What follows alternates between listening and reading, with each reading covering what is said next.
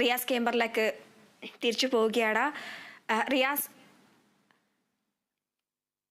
ഇപ്പോൾ ഈ ബസ് ഇപ്പോൾ അവിടെ നിന്നും ഉയർത്തിക്കഴിഞ്ഞോ? അവിടുത്തെ ഗതാഗത തടസ്സങ്ങളൊക്കെ ഇപ്പോൾ പൂർണ്ണമായിട്ടുണ്ടോ? നിലവിൽ അവിടെ എല്ലാ രക്ഷാപ്രവർത്തനവും പൂർത്തീകരിച്ചിട്ടുണ്ട്. ഈ ബസ് പൂർണ്ണമായും ഉയർത്താൻ കഴിഞ്ഞിട്ടില്ല. തൽക്കാലത്തേക്ക് കരയോട് അടുപ്പിച്ച് മാറ്റി വെച്ചിട്ടുണ്ട്. ബസ് ക്രെയിൻ ഉപയോഗിച്ച് ഉയർത്തി കരയോട് അടുപ്പിച്ച് മാറ്റാൻ കഴിഞ്ഞിട്ടുണ്ട് എന്നുള്ളതാണ്. ഈ ബസ് അങ്ങനെ സാധിച്ചിട്ടുണ്ട്.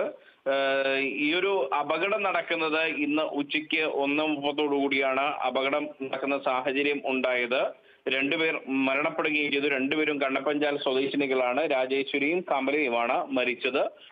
നിരവധി പേർക്ക് പരിക്കേറ്റു. ഏകദേശം 26ഓളം പേർക്ക് പരിക്കേൽക്കുന്ന ഒരു സാഹചര്യം ഉണ്ടായിരുന്നു. നേരത്തെ ആരെങ്കിലും ഈ പുഴയിലെ വെള്ളത്തിൽ മുങ്ങിപ്പോയോ എന്ന് അറിയാൻ വേണ്ടി ഇവിടെ പുഴയിൽ പരിശോധന നടത്തിയിരുന്നു. കാളിയമ്പുഴയിലേക്കാണ് ഈ KSRTC ബസ് മറിഞ്ഞത്. തിരുവമ്പാടി പുല്ലൂരാമ്പറയ്ക്ക് സമീപമാണ് ഈ കാളിയാമ്പുഴ.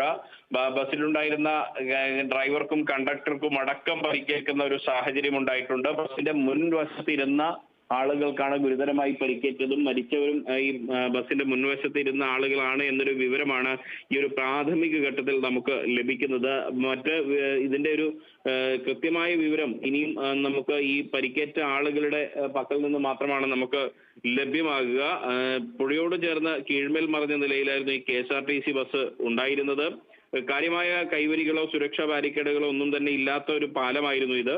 അവിടെ നിന്നാണ് ഈ ബസ് പുഴയിലേക്ക് മറിഞ്ഞത്. ആകെ ഉണ്ടായിരുന്ന കൈവരി കൂടി തകർക്കപ്പെട്ട നിലയിലാണ് ഈ ബസ്സിന്റെ ഒരു പോക്കുണ്ടായിരുന്നത്. നിയന്ത്രണം വിട്ട് മറിയുകയായിരുന്നു. കലുങ്കിൽ തട്ടിയാണ് ഈ KSRTC ബസ് നിയന്ത്രണം വിടുന്ന ഒരു സാഹചര്യം ഉണ്ടായത്. പാലത്തിനോട് ചേർന്ന് തന്നെയാണ് ഈ ഒരു അപകടം ഉണ്ടാക്കിയ കലുങ്ക് സ്ഥിതി ചെയ്യുന്നത്. ആ കലുങ്കിൽ തട്ടി നിയന്ത്രണം വിട്ട് പഴകി ദ്രവിച്ച ഒരു കൈവരി ആയിരുന്നു എന്നാണ് നാട്ടുകാർ പറയുന്നത്. പഴയ പാലമാണ്.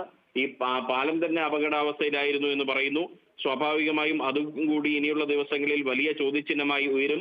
മറ്റൊന്ന് എടുത്തു പറയേണ്ടത് നാട്ടുകാരുടെ ഒരു രക്ഷാപ്രവർത്തനം തന്നെയാണ്. കാരണം ഈ ഒരു അപകടം കാളിയമ്പുഴയിൽ ഉണ്ടായപ്പോൾ തന്നെ പുല്ലൂരാമ്പാറയിൽ നിന്നടക്കം നാട്ടുകാർ ഓടി വന്നുകൊണ്ട് രക്ഷാദൗത്യത്തിൽ പങ്കാളികളായി. മുക്കത്ത് നിന്നുള്ള അഗ്നിരക്ഷാസേന, ഒപ്പം തന്നെ പോലീസ് എല്ലാം ചേർന്ന്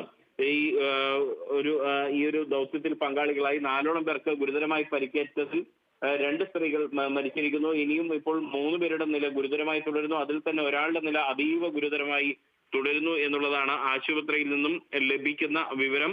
ഈ ഹൈഡ്രോളിക് കട്ടർ ഉൾപ്പെടെ ഉപയോഗിച്ച് ബസിന്റെ ഭാഗങ്ങൾ മുറിച്ചു നീക്കിയ ശേഷം ചിലരെ പുറത്തെടുക്കുന്ന ഒരു സാഹചര്യമുണ്ട്. പുഴയിലേക്ക് വീണ ബസ് ക്രെയിൻ ഉപയോഗിച്ച് പുറത്തേക്ക് കയറ്റി അതിന്റെ അടിഭാഗത്ത് മുൻവശത്തെല്ലാം തന്നെ പൊക്കി നോക്കി അവിടെ ആരെങ്കിലും കുടുങ്ങിപ്പോയിട്ടുണ്ടോ, ഒപ്പം തന്നെ പുഴയിൽ തിരച്ചിൽ നടത്തി.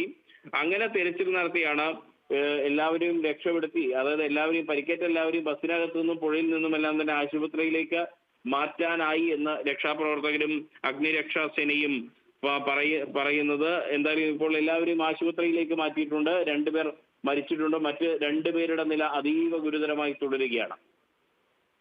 ശരി, കോഴിക്കോട് തിരുവമ്പാടി കാളിയമ്പുഴയിലാണ് KSRTC ബസ് പുഴയിലേക്ക് മറിഞ്ഞത്. ഇപ്പോൾ 2 മരണമാണ് സ്ഥിരീകരിച്ചിരിക്കുന്നത്. അപകടത്തിൽ നിരവധി പേർക്ക് പരിക്കേറ്റിട്ടുണ്ട്. 14ഓളം പേർ ഏകദേശം ആശുപത്രിയിൽ ഇപ്പോഴുമുണ്ട്. ഇതിന്റെ പശ്ചാത്തലത്തിൽ ഗതാഗത മന്ത്രി റിപ്പോർട്ട് തേടിയിട്ടുണ്ട്. കൂടുതൽ വിവരങ്ങൾ ഇടവേളയ്ക്ക് ശേഷം.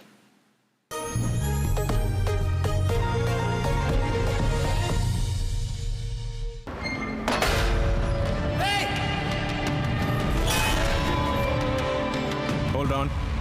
Everything is possible here. കാരണം എല്ലാ മിനിറ്റിലും ലോകം ഡിജിറ്റലി വളരുകയാണ്.